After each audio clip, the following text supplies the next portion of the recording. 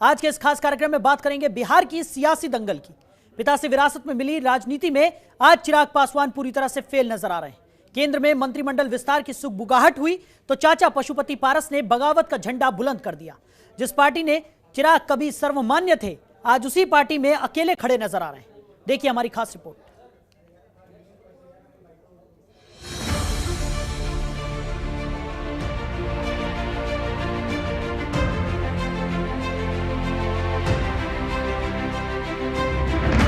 LJP के चिराग तले अंधेरा,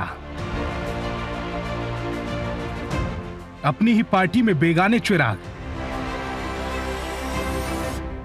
चाचा की चाल में फंस गया भतीजा, भतीजे को चाचा ने दिया दांव। राजनीति में चाचा भतीजे की सियासी अदावत अब बिहार में भी दिख रही है। सियासी हवा देखकर अपना रुख बदलने में माहिर रामविलास पासवान की पार्टी आज टूट की कगार पर पहुंच गई है। पिता रामविलास पासवान से विरासत में मिली सियासत को संभालने में आज चिराग पासवान पूरी तरह से फेल नजर आ रहे हैं। रामविलास पासवान के भाई पशुपति पारस ने 5 सांसदों के साथ मिलकर पार्टी से बगावत कर ली है। एलजेपी सांसदों ने उन्हें संसदीय दल का नेता चुना है। चिराग आज अपनी ही पार्टी में अकेले पड़ गए हैं। यहां तक कि उनके चचेरे भाई प्रिंस ने भी उनका साथ छोड़ दिया है। पार्टी में ये टूट ऐसे वक्त में हुई है जब केंद्र में मंत्रिमंडल विस्तार की अटकलें तेज हैं। हालांकि पार्टी से अलग होने के फैसले पर चाचा पशुपति पारस का कहना है उन्होंने पार्टी को बचाने के लिए ऐसा कदम उठाया है। हमारे दल में 6 विधायक, 6 सांसद हम लोग हैं। 5 सांसद की इच्छा से 6 महीने से हमारी पार्टी का अस्तित्व खत्म हो रहा है, इसलिए पार्टी को अब बचा लीजिए। तो मैं पार्टी तोड़ा नहीं हूँ, मैं पार्टी को बचाया हूँ और स्वर्गीय पासवान जी के आत्मा को शांति के लिए जब तक मैं जिंदा रहूँगा, लोक जनशक्ति पार्टी देश में जिंदा रहेगी और हम उसको बरकरार रखेंगे। गरीब दलित शोषित जितने भी समाज के लोग, गरीब तबके के लोग हैं, मैं उनकी सेवा करने के लिए 24 घंटा में तैयार। वहीं पार्टी में अकेले पड़े चिराग पासवान अब चाचा पशुपति पारस को मनाने में लगे हैं। चिराग पासवान खुद गाड़ी ड्राइव कर अपने चाचा से मिलने पहुंचे, लेकिन चाचा ने भतीजे को 25 मिनट तक घर के बाहर इंतजार करवाया। इसके बाद चिराग को चाचा के घर में एंट्री मिली। वहीं पार्टी में विद्रोह का बिगुल फूंक चुके चाचा पशुपति पारस ने लोकसभा स्पीकर ओम बिरला से मुलाकात कर उनको मान्यता देने की मांग की है। सूत्रों की माने तो पशुपति पारस जेडीयू में शामिल हो सकते हैं। रामविलास पासवान के बाद चिराग पासवान के पार्टी के अंदर कई प्रयोग किए हैं। कभी केंद्र में एनडीए के खिलाफ मोर्चा खोला, बिहार विधानसभा चुनाव में अकेले दम पर चुनाव में उतरे तो करारी शिकस्त मिली। राजनीति में बहुमत और सत्ता की हवा देखकर सियासी दांव चलने वाले रामविलास पासवान की पार्टी में आज उनका ही उत्तराधिकारी हाशिए पर है। और भाई से सियासत का कखारा सीख भाई आज भतीजे को मात दे रहा है। ब्यूरो रिपोर्ट, जनतंत्र टीवी।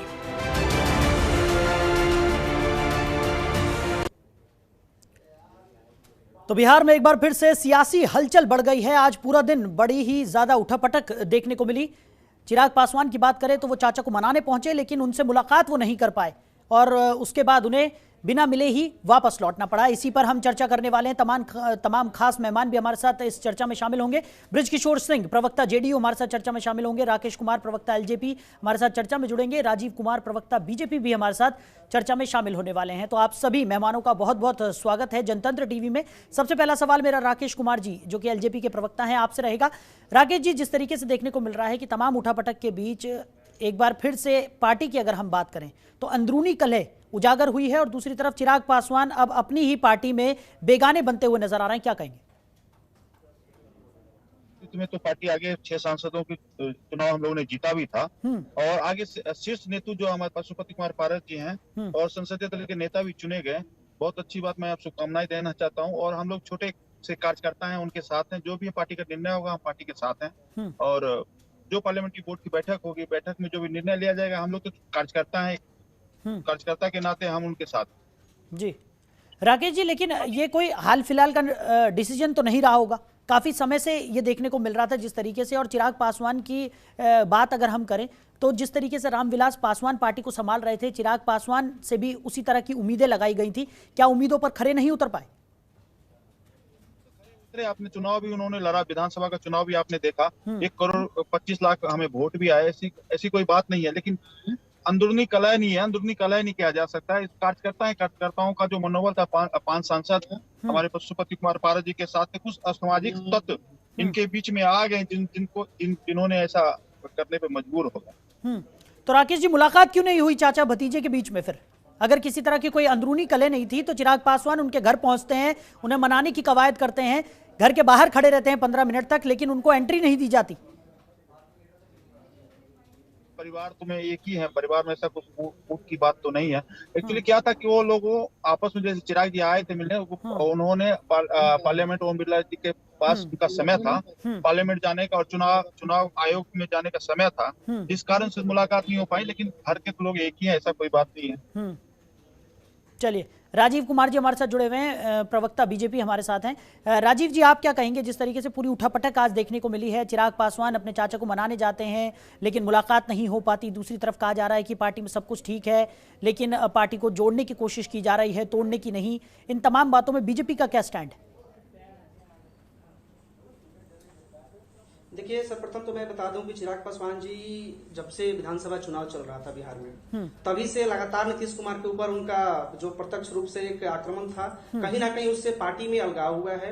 और एक पशुपति नाथ पारस जी के एक चाचा हैं, उनसे बड़े हैं, कहीं ना कहीं जिस तरीके से पार्टी को लगातार 2000 से 21 साल का सफर उन्होंने पूरे अपने परिवार को बांधकर एक साथ लेके चले, कहीं ना कहीं पशुपतिनाथ पारस जी इसमें कहीं ना कहीं विफल नजर आ रहे हैं। उनको चिराग पासवान जी को साथ लेके बैठ के समझौता करना चाहिए। तो कहीं ना कहीं ये चीजें आपसी राजनीति कलह अभी देखने को मिल रहा है। लेकिन जहां तक अभी चिराग पासवान जी ने अपना प्रस्ताव रखा हुआ है कि उनकी माता जी रीना पासवान जी को पार्टी का अध्यक्ष बनाया जाए, और फिर वो खुद बोल रहे हैं कि हम अपने पार्टी के राष्ट्रीय अध्यक्ष से इस्तीफा देंगे, तो कहीं ना कहीं आपसी तालमेल बैठ के करनी चाहिए। रही बात भारतीय जनता पार्टी और जदयू की, तो कहीं ना कहीं देखिए, एनडीए बिहार में पिछले 21 साल से जब से गठबंधन में है नीतीश कुमार और एलजेपी, आपस में इधर उधर होते रहते हैं, लेकिन भाजपा का स्टैंड हमेशा अलग रहा है। बिहार के विकास के लिए, बिहार के उन्नति के लिए, बिहार के प्रगति के लिए हमेशा लगातार कार्य कर रही है। कोई भी छोटी पार्टी अगर भाजपा से गठबंधन करना चाहता है या कोई भी व्यक्ति अगर पार्टी में मिलना चाहता है तो भाजपा उसका समर्थन करती है, उसका स्वागत करती है। अब रहा बात चिराग पासवान जी का, चिराग पासवान जी के मन में हमेशा से प्रधानमंत्री जी के प्रति उनका आभार और जो विचार है वो देश के जनता के सामने है। तो कहीं ना कहीं चिराग पासवान का अगला स्टैंड क्या होगा, और पशुपतिनाथ पारस जी को हमारे जहां तक हमारा मानना है, उनको अपने भतीजे को बैठाकर आपसी तालमेल बैठाना चाहिए, क्योंकि पार्टी 21 साल की एक मजबूत पार्टी थी जो कि बिहार में लगातार गरीबों के उत्थान के लिए बनी थी। रामविलास पासवान जी जितने दिन पार्टी में थे और जब तक बिहार में शासन में रहे, हमेशा उन्होंने बिहार के विकास के लिए, भारत के विकास के लिए उन्होंने अपना कार्य किया है। अब कहीं ना कहीं चिराग पासवान विधानसभा चुनाव से अलग थलग हुए हैं, लेकिन अभी उनको एक साथ लेकर चलना चाहिए। हम नहीं मानते कि पार्टी को तोड़ देना चाहिए। पार्टी के जो भी उनके 5 सांसद हैं आपस में बैठ के तालमेल करें। अगर लगता है पशुपति पारस जी पार्टी के राष्ट्रीय अध्यक्ष बनने लायक है तो उनको बना दिया जाए, और अगर वो किसी पार्टी में जाना चाहते हैं तो उनका स्वागत है। राजनीति में विचारधारा खुला रहता है जी। राजीव कहीं ना कहीं राजनीति में 2 चीज जायज है, जमीर और अपनी जमीन। जी बोलिए, अपनी बात पूरी कीजिए। दोनों चीज देख कर चलना चाहिए, अपनी जमीन को भी बचाना चाहिए, अपनी जमीन की भी तलाश करनी चाहिए।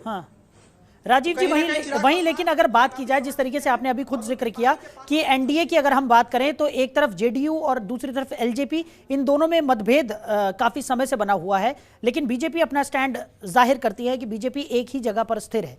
लेकिन अगर वहीं बात की जाए कि अगर एनडीए का ही तीनों हिस्सा थे और उनमें से एक हिस्सा भी कमजोर पड़ता हुआ नजर आता है, तो उसका नुकसान तो एनडीए को पूरा भुगतना ही पड़ेगा।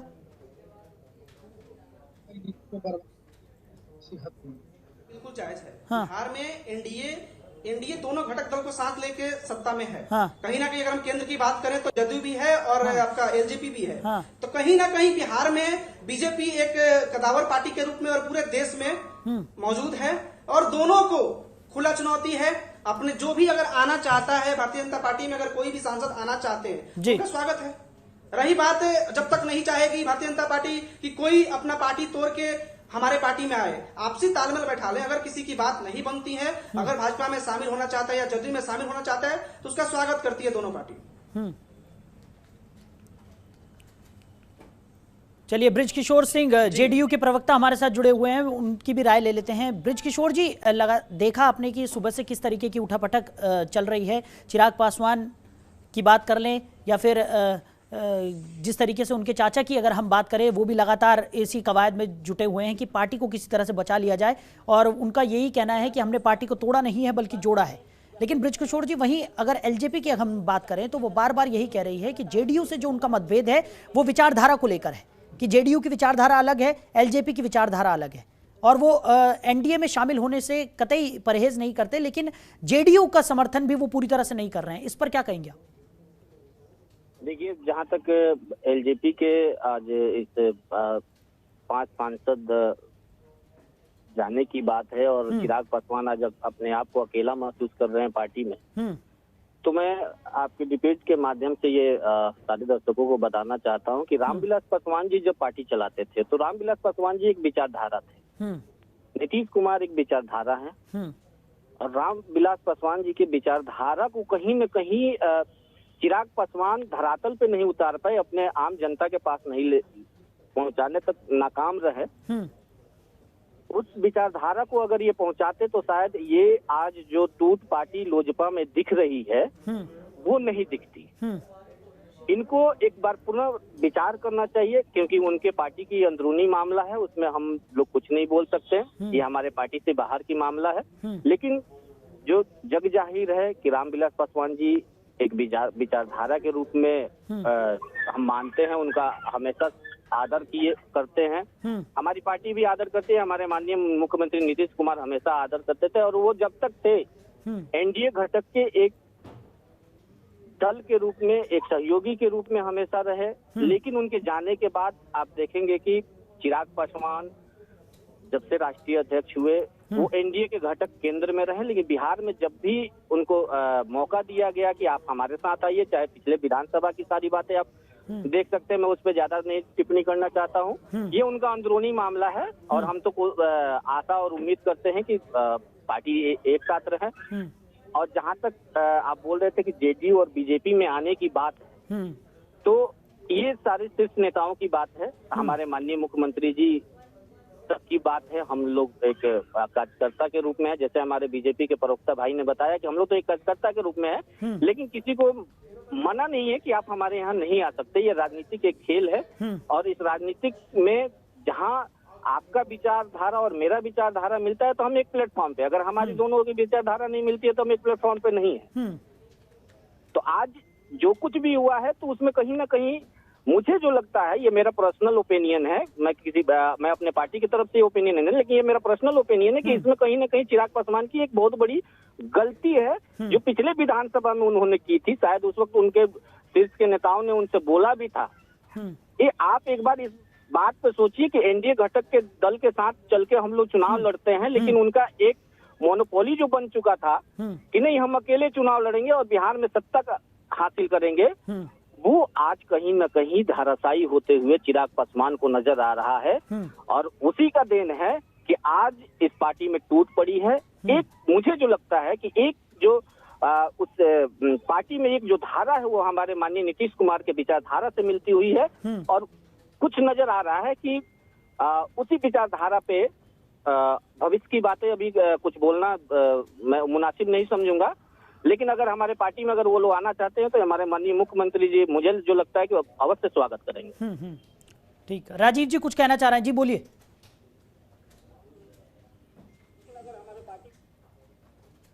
चाहेंगे कि आदरणीय जो स्वर्गीय हमारे रामविलास पासवान जी ने जो दलित के उत्थान के लिए जो दलित के उत्थान के लिए उन्होंने इतनी बड़ी बिहार में एक लोक जनशक्ति पार्टी का निर्माण किया था, तो इतनी आसानी से हम आदरणीय पशुपतिनाथ पारस जी से निवेदन करेंगे कि वो अपने भतीजों को बुलाकर बैठकर आपसी तालमेल बैठाएं, क्योंकि बिहार के सभी दलितों की बात है। बिहार के दलित के उत्थान के लिए उन्होंने ना कि जब तक रामविलास पासवान जी जीवित थे अपने पूरे परिवार को लेकर चलने का उन्होंने काम किया था। पूरे परिवार के साथ पूरे बिहार के दलितों का उन्होंने सम्मान किया है और आगे ले जाने के लिए प्रतन उनको ना पूरा वचनबद्ध सिद्ध थे। तो कहीं ना कहीं ये पशुपतिनाथ पारस जी का व्यक्तिगत विचार होना चाहिए कि उनको बुला के चिराग पासवान जी से आपसी तालमेल बैठाएं। और रही बात, अगर कोई भी व्यक्ति विशेष अगर किसी पार्टी में जाना चाहता है तो उसका अपना निजी मामला होता है जी। लेकिन राजीव जी चिंता का विषय तो यही है ना कि सब कुछ ठीक नहीं चल रहा है, अंदरूनी कलह ही तो यहाँ पर उजागर हो रही है। जैसा हम तस्वीरों में देख रहे हैं, चिराग पासवान की तरफ से तो मनाने की कोशिश यहाँ पर की गई, उन्होंने इनिशिएटिव लिया, वो चाचा के घर पहुंचे और पशुपति पारस को मनाने की कोशिश भी उन्होंने की, लेकिन उनकी मुलाकात ही उनसे नहीं हुई। यानी इतनी ज्यादा नाराजगी यहाँ पर बढ़ी हुई है।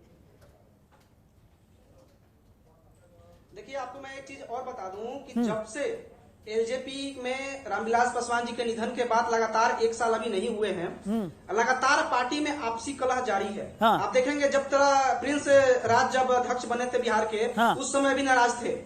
पशुपतिनाथ पारस जी जो कि प्रिंस राज उनके चाचा हैं और चिराग पासवान भी उनके चाचा हैं, उनके चाचा है पशुपतिनाथ पारस जी। तो उस समय भी जब बिहार के अध्यक्ष के रूप में प्रिंस राज जी को आगे किए थे चिराग पासवान, तो उनकी नाराजगी साफ जाहिर हुई थी। तो कहीं ना कहीं ये, और बिहार विधानसभा चुनाव के समय जिस तरीके से चिराग पासवान ने प्रधानमंत्री जी की तारीफ और नीतीश कुमार की एक नाराजगी के तौर पे पूरे बिहार में भ्रमण किए थे, और खासकर चिराग पासवान की पार्टी को कुछ खास लाभ नहीं मिला, लेकिन नीतीश कुमार को धरातल पर ले जाने में आगे मतलब बहुत बड़ी योगदान रहा था उनका, क्योंकि बिहार में नीतीश कुमार जी सबसे आगे थे और आज सेकंड पे आ गए हैं। कहीं चिराग पासवान और उनके पार्टी के बीच में उसी विधानसभा चुनाव के समय से आपसी तालमेल बिगड़ चुका था, जिसका फायदा आज विपक्षी पार्टी को मिल रहा है और लोग अपने आंखें बिछाए बैठे हैं कि अगर हमारे में कोई आएगा तो उनका स्वागत है। जी, राकेश जी हमारे साथ बने हुए हैं। राकेश जी, आपको क्या लगता है कि आखिर किस वजह से ये जो बड़ी फूट पार्टी में नजर आ रही है, जिस तरीके से हम लगातार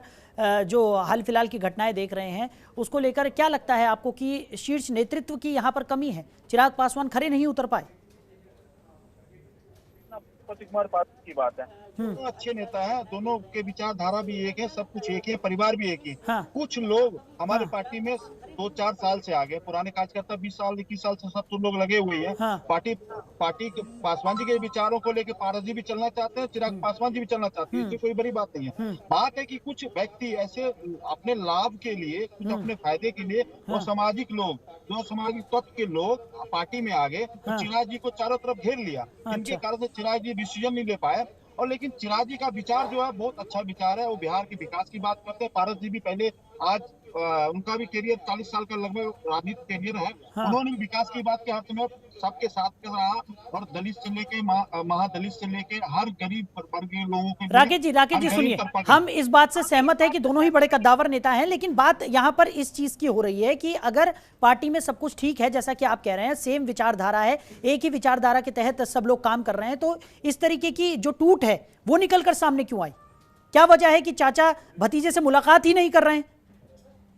और भतीजे की बात मैं कह रहा हूँ, चाचा चिराग जी गए, माननीय हमारे चिराग पासवान जी उनसे मिलने गए पारस जी से। पशुपति कुमार पारस जी किसी काम से व्यस्त थे, उनको पार्लियामेंट जाना था, हमारे लोकसभा के सभापति महोदय से मिलना था, फिर उनको चुनाव आयोग जाना था। तो क्या उन्होंने किसी बात की डेट दी, मुलाकात के लिए बोला? ये बोला, लेकिन वो निकल चुके थे। लेकिन मुलाकात उनके अपने छोटे भाई प्रिंस राज से हुई, जो समस्तीपुर के सांसद, उससे मुलाकात हुई। अपने और उनके पशुपति कुमार जी के पारस जी के पुत्र मुस्कान जी, उनसे भी उनकी मुलाकात हुई। ऐसी कोई बात नहीं, घर में सब एक ही है, सब परिवार के लोग। लेकिन राकेश जी मीडिया में लगातार जो पशुपति पारस हैं वो ये बयान दे रहे हैं कि जो पार्टी के सांसद हैं वो चिराग पासवान से नाराज हैं। दूसरी तरफ वो ये कह रहे हैं कि पार्टी को टूटने से वो बचा रहे हैं। तो पार्टी में टूट का कारण सीधे सीधे चिराग पासवान को ही माना जा रहा है ना, यही तो सवाल है।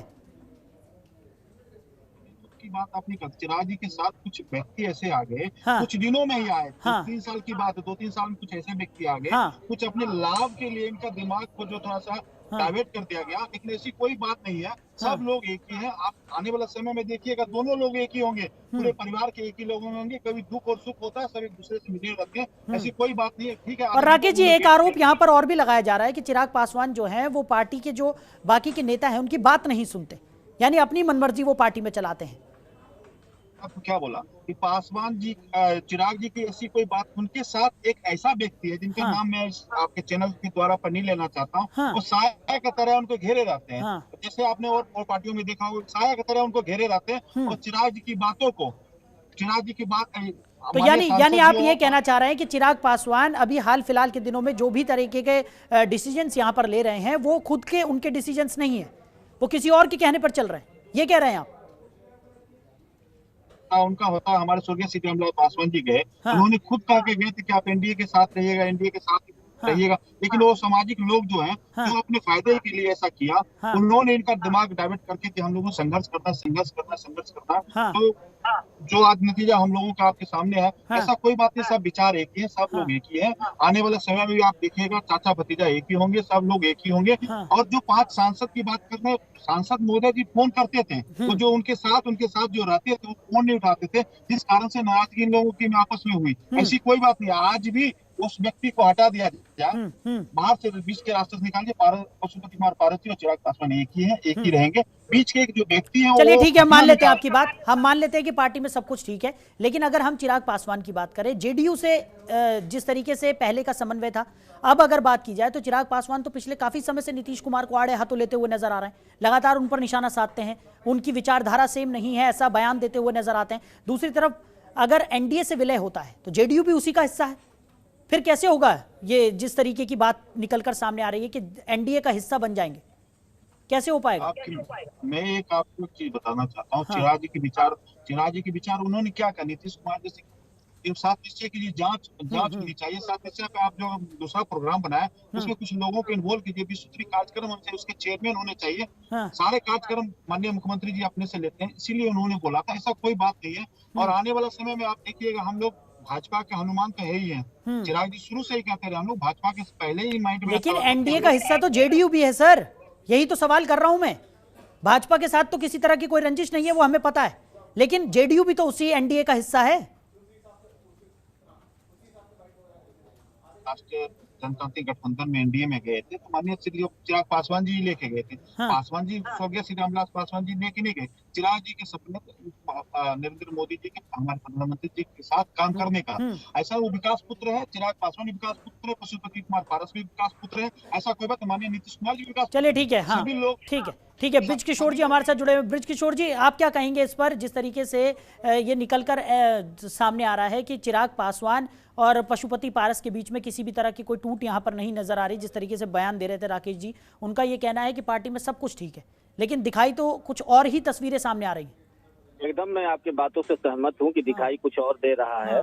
हाँ, आज मैं भी न्यूज चैनल पे देख रहा था, आप ही के न्यूज चैनल पे कुछ देर पहले चलाया जा रहा था कि माननीय चिराग पासवान जी पहले तो 15 मिनट गेट के बाहर खड़े रहे, फिर उनको 15-20 मिनट गेट के अंदर खड़ा रहना पड़ा, और उसके बाद भी नहीं मिलने का कारण मुझे जो लगता है कि कहीं न कहीं जो मतभेद सामने दिख रहा है लोगों को, जो पार्टी में टूट की मतभेद दिख रही है, चिराग पासवान से जो नाराजगी दिख रही है शीर्ष के नेताओं की, जो लोजपा के शीर्ष के नेता हैं, उनसे जो नाराजगी दिख रही है चिराग पासवान की, तो चिराग पासवान को यही समझने की जरूरत है आज की डेट में कि आप जाके उनसे मिले, लेकिन आप राष्ट्रीय अध्यक्ष हैं पार्टी के, आज 5 आपके सांसद एक तरफ और आप अकेले पड़ गए।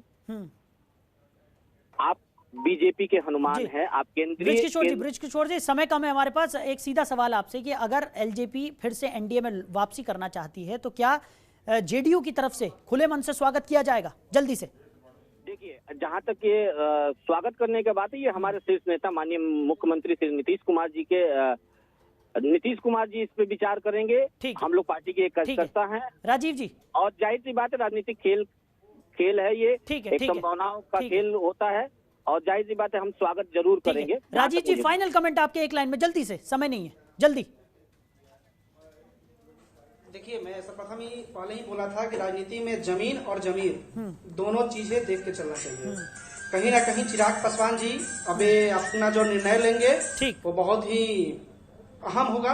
ठीक। और उनका जो प्रस्ताव रखा गया था पार्टी के लिए, हम यही बोलेंगे लास्ट टाइम में कि अपने चाचा से बैठ के आपसी तालमेल करें, क्योंकि दलितों की सबसे बड़ी पार्टी एलजेपी जो दलित के उत्थान के लिए बना था, हाँ। ऐसे नहीं टूटना चाहिए। ठीक है, ठीक है। चलिए, आप सभी मेहमानों को हमारे साथ जुड़ने के लिए बहुत बहुत शुक्रिया। समय की कमी के चलते इस चर्चा को हमें यहीं विराम देना होगा। तो चिराग तले अंधेरा यहाँ पर साफ तौर पर देखने को मिल रहा है और मतभेद जो है वो भी पार्टी में साफ नजर आ रहे हैं, लेकिन कहीं ना कहीं पार्टी के जो लोग हैं वो इस बात से अभी तक जिस तरीके से कहा जा सकता है कि अभी भी इस बात को छुपाने में लगे हुए हैं और उनका यही कहना है कि पार्टी में सब कुछ ठीक है और आने वाले समय में सब ठीक हो जाएगा। तो कितना सब कुछ ठीक होता है ये देखने वाली बात होगी।